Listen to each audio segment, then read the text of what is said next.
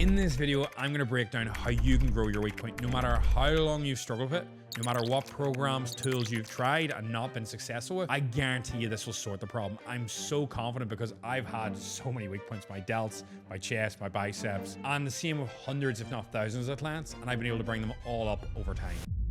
So look, I've done everything. Drop sets, more sets, less sets, fancy exercises. I've wasted years.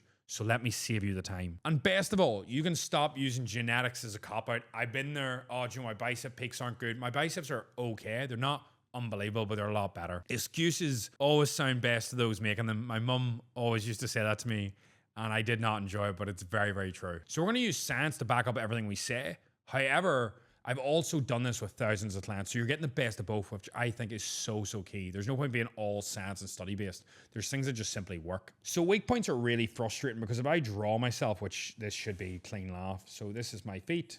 Let me see how this goes. Oh, do you know what? This is not a bad drawing at all. And if I draw myself, my main weak points would have been, let me give myself big long arms. My biceps were what I would call non-existent.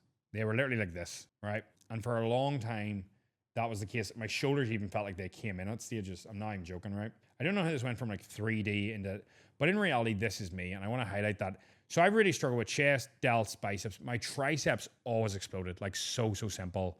The same with my legs and my back. They're just muscle groups I naturally grow easier. You're probably the same. You probably have muscle groups that just light up. Mine tend to be on the back half of my body and then the front half grows. But there's multiple reasons for this. But as you can see, like I would classify that they're not weak points anymore. They could still use work, but they're balanced to some extent. So in this video, I'm going to give you tips that I have personally used with myself and clients to bring these up to a standard of where they're no longer really weak. So let's dive straight in. I'm going to give you context each one. So the first thing we want to think about is volume, okay? So increasing this is shown in pretty much every study to grow. However, whenever we look at like a chart, there is a point where the volume goes up and you can get diminishing returns. It still goes and it still continues to go and go and go, but then it does come down. So we need to be very mindful of this, right? And what we see is that with most things, most muscle groups, somewhere between 6 to 12/15 sets per week is going to give you really good results, all right? So, 6 might be here and 12 might be here and 15 here and then 30 plus, could be down here. But this is so individual based. Like it's so hard to call. Certain individuals, and I'm going to be very, very transparent with you, certain individuals can just keep cranking volume and just keep growing all the way up to like 50 plus sets a week. There is outliers like that. And that's why science and individual variance comes into play. The problem with most of these studies, and I'll not bore you, is whenever you get all this science, is the fact that they only train and do these with one specific muscle group. So for example, they'll do these sets with just chest and the person won't train anything else. It's in a gym there. The person might not even be a trained individual. So you have to take this with its science, but what also works. So I want to highlight that increasing volume on a weak point will naturally usually help you. So what I would recommend is starting, and I'll draw this clear if we go into a new chart. So just to make things a bit clearer, I think this is the way to do it. So we draw a chart here and we just have the full way up, okay? And we just literally go in increments of 5, right? So say this is 5, 10, 15, 20, 25, 30. All you want to do as an individual is start with the lowest volume and then build up. So I don't know where you're sitting right now. Now, the problem is if you're sitting at 30 plus sets, you're sort of cooked. You're going to need deload and then click here. And if you're unsure how to deload, I have videos all over the channel on it. Just find it. It's an unreal video, trust me. But what you want to do is just start here, all right? And then how you know you go up is if you're still PO, so you're still progressively overloading. If you're still getting stronger, this is a sign you're recovering, and then you can jump up. And what I want you to realize is somewhere throughout this, you'll struggle to overload. Now, if you're dieting, you're going to struggle even more. I want to highlight that surplus would be good here. But you may want to even jump up like 3 sets a week and do 18. But as you jump, what you'll notice is you might get to 20. You might even get to 25. You might even get to 30. But what'll happen is eventually, strength, and I'm being very transparent, like your strength will drop or it'll just stall out and it'll just not happen for you, okay? So I want to break that down as easy as possible for you. But just increment, and then as you go up, it's like, am I getting, and I want to highlight what PO is. It's either more reps or weight, okay? They're your two things you're after. And your form has to be good. No point in either of these going up if your form is dog shite, okay? Very, very transparent. For me, there is programs where I've built up my biceps and chest work to over 40 sets a week, over 4 days. People will think that's insane. But The other muscle groups that I've been training throughout the week have been so low, like my leg volume was on minimal, my tricep, my back work, that I was essentially taking my overall volume throughout the week and putting it all into the weak muscle groups and just having the others on maintenance. Because if we look at this chart and I go back to it, somewhere around this range of sets will keep muscle. So you can literally have all the other muscles on this and drive all your volume in here to help you drive up your strength. So for example, you could have every other muscle group on 6 to 10 sets a week and then drive all that extra volume into the weak muscle groups. And that is what I do with a lot of my individualized programs for clients. It works wonders because the recovery is still there because they're not taxing other muscle groups, and it gets stronger week on week, and it makes a huge difference. So my recommendation would be like, just add 1 or 2 sets every week. And as long as you're getting stronger, you can continue to do this. Once you max out and your strength stalls out, you can deload and start back from the smaller amount of sets with a heavier weight. Does that make sense? I hope so. You can increase your volume by doing more advanced training techniques. You'll see people say drop sets, rest pauses. I would probably go over rest pause over everything else. If you're unsure what a rest pause is, right? So rest pause, really, really simple, is where you do a set to failure. So you do 8 reps on any movement. You fail, really, really simple. You take 10, 20 seconds and you continue the set. So rest pause, okay? So it's a pause. And then you go back and you might get 4 reps. But overall, instead of doing just simply 8 reps, you've now done more volume because you've now done 12 reps overall. And this is going to signal to grow because this is more volume than the 8. So really, really simple. There's 100 ways to increase volume, but remember, you need to deload every so often to reset yourself. Next up is an absolute game changer, is just like your wife, you should put her first. And I do mean that. Like your mother, because I don't have a wife. You should put her first. Most important thing in your life. If you are doing push-pull legs days and you notice your arms are really weak, I see this all the time, and you're doing push-pull leg days. Yep. So you're doing a push-pull leg split, right? And this is the way it runs. So if you're doing a push-pull legs, what you'll normally do is chest first on push, back first on pull, and then obviously quads on legs. And what you'll notice is you maybe get weak delts or arms. You see this all the time with individuals that run this program. So what you can do is you could simply put, I'm not saying put arms at the start of your push or pull because that's going to affect your training, but you could put arms essentially here. You could put them before your leg day. And you might be like, but legs are the priority. But they're not. If your weak point is arms, you won't put them here. And if your delts are bad, you can put them first on your push day and first on your pull day. There's nothing wrong with putting them in here because now they're going to get the priority. Remember, like, why do you bench first? Because it's the hardest movement. But if your weak muscle group is your delts, that should be your priority. It doesn't have to be the entire muscle group itself. Like, you could literally put your lateral raises on your push day and then your shoulder press on your pull day before it. I think that's a really good way to do it. You could literally hit 1 bicep, 1 tricep exercise before legs. It's not going to tax you too much. Really simple. Putting it first is a game changer. Next up, we have number 3, which is going to be 2 to 3 times. That's how much we want to hit it per week. Science sort of backs this. The more you tend to hit a muscle group, the better. If you spread out your volume. So in reality, if you want to do 25 sets a week for your chest, just for toxic, instead of doing them all in one session, divide it up and do 8, 8, and 7 will allow your body to recover and allow you to get stronger over that time period of the week, because you can literally do a press and a fly here, a press and a fly here, and a press and a fly there, for example, or a range of exercises. I want to highlight that is so important, because whenever you actually train it more often, you're not going to be as sore rather than just slapping it with volume. Spreading it out throughout the week is really, really key. So if I had to say it, I would do something like a Monday, Wednesday, and then say a Saturday. This gives you a nice recovery block for whatever the weak point is. Spreading the volume usually equates to more growth and allows you to get more volume in, because 25 sets in one day is just going to be terrible. Like, I see this all the time. People do chest days where it's incline, flat, decline, 2 types of fly, and then push-ups to failure. I used to do that. It doesn't grow your chest. Trust me, I've done it for years. Next up, this is a bit of a weird one, but we have the right exercises. Now, every person, I'm not saying that this is solely science, but every person is going to have exercises that just help them grow a muscle group faster than others. So a really good example of a bad exercise for me and a lot of other people is bench press. I end up nagging my shoulder, my pecs never grew as well. However, whenever I done a chest press, it made it so much better. And I do believe that there's a balance of what works for others and what works for you. So for example, some people love a V-bar for their back, but realistically with science, it doesn't make sense to pull and then your elbows to flare out wide if you want to work your lats.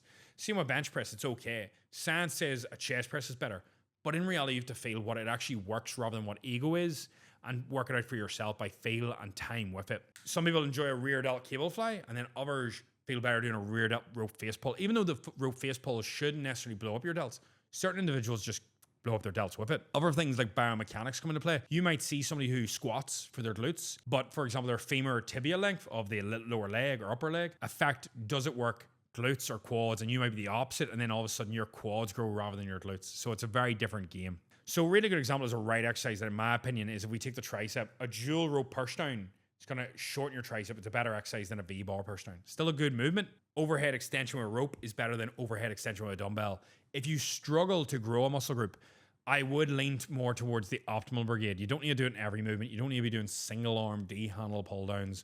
But in reality, if you're struggling, better exercise selection, usually better stable exercises, machines are going to help you because you're going to struggle to do the movement wrong. You're going to be able to overload easier. You're less likely to get injured, and you can focus on just working the muscle group because a lot of the time it's per form. If you want to see how I program specific exercises, what I pick, there's videos all over my channel of programs you can just literally plug and play and copy. And if you don't want to do that, you can just DM me on Instagram, 3-day, 4-day, 5-day program.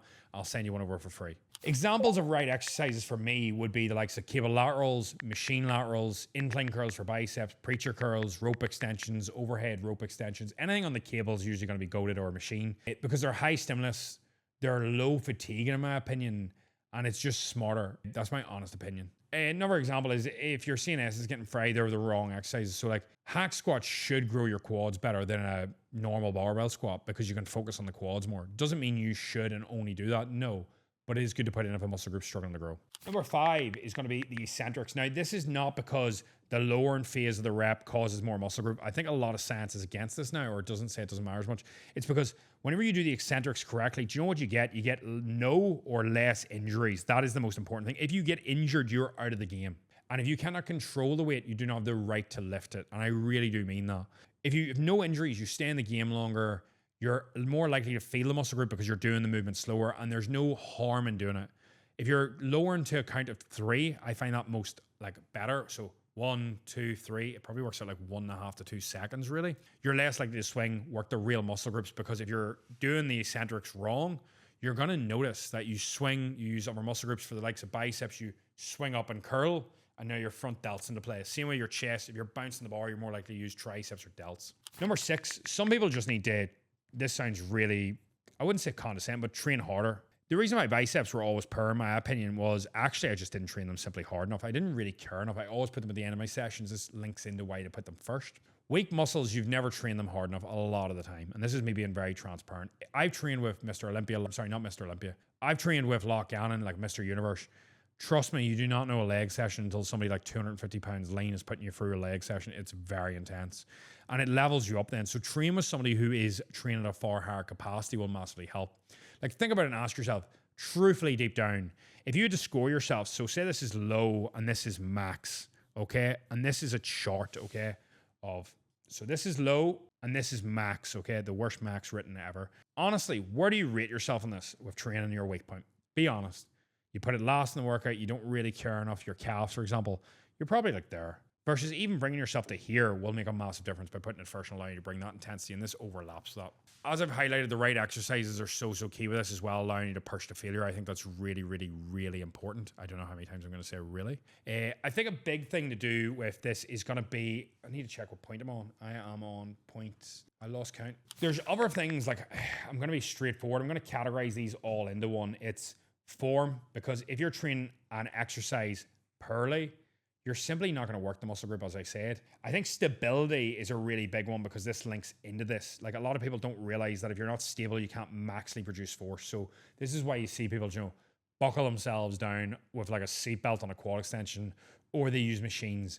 I just want this as like a thought process. If the form is good, the stability is there, you can actually train intense. These are like precursors that most people don't really think about. And if you're not nailing these, say this is your muscle activation with good form, right, Joe? And this is the actual, let me draw the line. So say this is your muscle activation, right? And above this red line, you're working the muscle throughout the entire set, right? And then we draw it again, right? So 2 lines. And this is when your form and stability are good. You know, you're training, you're in a really good spot, you know, you're above this line, you're activating the muscle the entire time. When your form and stability is off, it's more like this. So your muscle's probably getting a bit of a rest in between phases as well when you think about it, because if you're just swinging the weight, you're not stable, you're probably not working the correct muscle groups and other ones are coming in to help. So if you think about that graph, it'll really help. Next up, this is an absolute cracker and the most important in my opinion, even though everybody will argue with me, I'm being deadly serious. You need a surplus. The whole idea is if you are in a surplus, you have a surplus of substrate nutrients. You have bricks. So if you think about it like building a wall, like a surplus is giving you the bricks to build your wall nice and high, nice and fast. If you're in a deficit, you're getting little tiny bricks or you're getting pebbles, as I like to call them. This is going to take you a hell of a lot longer. And some people will argue, oh, but you gain fat like this. You can, like, there's a difference. This is more like maintenance or deficit. You know, M or D looks like motor. And this would be your surplus in reality. This makes a massive difference because it's like building a wall with bricks. It's going to come way faster. You're actually going to be able to overload. Whereas if you're in maintenance or you're in a deficit, what you're going to notice is you're going to struggle to actually progress to overload. And you're going to realize and be like, is my weak point getting fixed? And that makes a massive, massive difference. All right, leading into 10. Some training tips that I think are really underestimated is, as I said, I think a rest pause is great if you're really struggling to overcome something. I think a deload is very, very key whenever you're trying to break through a plateau or grow a weak point. I think time, and what I mean by this is time in your actual rest during your session. These three things are highly, highly underrated. Because if you're rest pausing, you get more volume. Deloading will help you lift more volume. And if you're resting your actual time, you're getting more volume. I just think this is really, really key and a pivotal part if you're looking to grow. Lastly, and the most important thing that I want to highlight is, and I'm going to spell this in block, all right? Because you need time in a surplus. You need time with this training program, not jumping exercises. You need at least 6 months to fix a weak point in a surplus, in my opinion.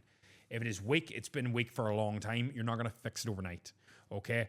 If you're not willing to be in a surplus for this time period, you need to be super lean and diet first, because then you will crave it. You'll be in a position to grow.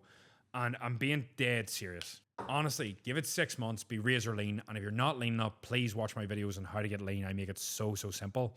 I'm more than happy to help. And if you struggle to stick to your diet, this is just straightforward. DM me the word Snack Bible. I've got this cookbook that's insane. It's copyrighted. It's got all my images. We actually made the food. We prepped it. We took the photos. And I make these recipes all the time. They don't normally look that good, but if you DM me Snack Bible, I'll send you it for free over Instagram, Facebook, and it is unbelievable. And I mean that. It's so good. Look, I hope you've enjoyed that. I hope you've got a lot of value.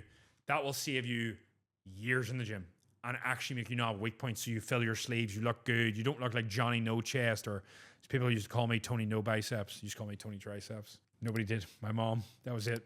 Like, share, subscribe. I'll see you in the next one. Big love.